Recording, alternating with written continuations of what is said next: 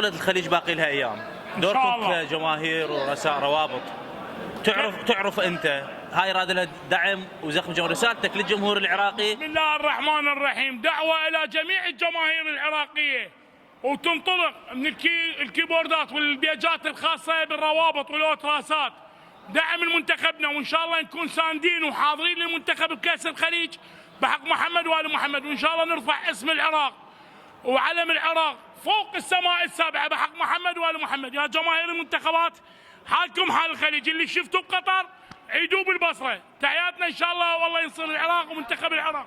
رسالة للإعلام العراقي، تعرف بعض القلة من الإعلام العراقي يحاول ينتقص من أي عمل الاتحاد يقومه أو الوزارة، شو توجه لهم رسالة قبل البطولة المهمة؟ احنا ما نوجه رسالة، الإعلام أمانة، تاج راسي أنت كونك إعلامي، الإعلام أمانة.